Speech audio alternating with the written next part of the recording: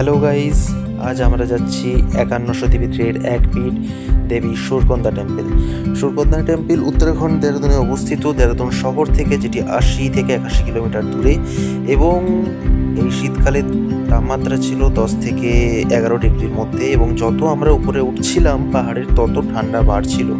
কিন্তু তার সাথে সাথে সুন্দরী পাহাড়ের একদম দৃশ্য এবং সুন্দর দৃশ্য, সূর্য উদয়মান, সূর্য, এসব দেখতে দেখতে এগিয়ে চললাম এবং তার মাঝে আপনাদের দেখিয়ে দিই এই ভিউ। এর সাথে সাথে আমাদের কিছু ফটো কালেক্ট, কি অবস্থায় আমরা ছিলাম, রেনকোট পরে, জ্যাকেট পরে পৌঁছালাম এবং তারপর ট্রেকিং শুরু করলাম। ট্রেকিং করতে করতে পাহাড়ি কিছু গুপ্ত ফুল এবং কিছু নতুন গাছ দেখতে পেলাম। হ্যালো গাইস,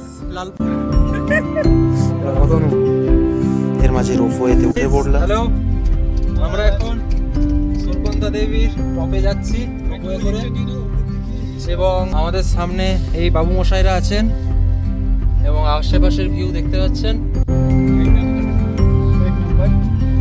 এক নম্বর জাদু মন্ত্র, এক নম্বর।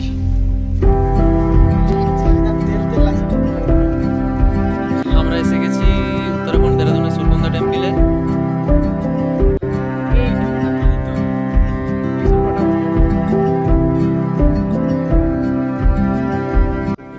পুরাণের কথা অনুযায়ী দেবী সতীর মাথার কিছুটি অংশ এখানে পড়েছিল, তাই এটির নাম হয়েছে সুরকন্দা। এখানে বিশেষ পুজোর সময়ে পাহাড়ি মানুষদের প্রচুর আগমন ঘটে। তাদের নানা ধরনের অলৌকিক নৃত্য এবং অলৌকিক ঘটনার সম্মুখীন হতে হয় এই চারিপাশের মানুষদের। এবং এখানে শীতকালে ডিসেম্বর থেকে জানুয়ারি বা ফেব্রুয়ারি পর্যন্ত বরফ পড়ে, স্নোফল হয় এবং প্রচণ্ড বরফে তখন মন্দির বন্ধ হয়ে যায় বরফের কারণে।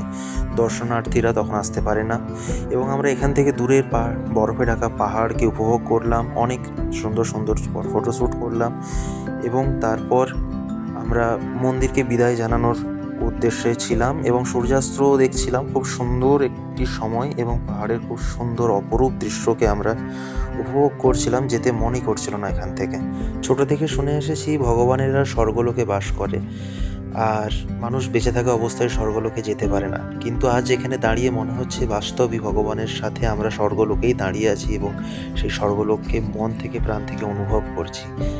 এত সুন্দর দৃশ্য দেখার পরে, মাতৃমন্দির দর্শনের পর, বেশ কিছু সুন্দর সুন্দর ফটোশ্যুট হয়ে যাওয়ার পরে আমরা মাকে বিদায় জানিয়ে গন্তব্যের উদ্দেশ্যে রওনা দিলাম এবং আমরা মন্দির থেকে বেরিয়ে পড়লাম সন্ধ্যা 6টায়। এই সুন্দর রাত্রির দৃশ্য এবং ভয়াবহতাকে উপভোগ করতে করতে বাড়ির উদ্দেশ্যে এগোতে থাকলাম এবং পরবর্তী ভিডিওতে আপনাদের সাথে আবার দেখা হবে। ধন্যবাদ, বাই, ভালো থাকবেন।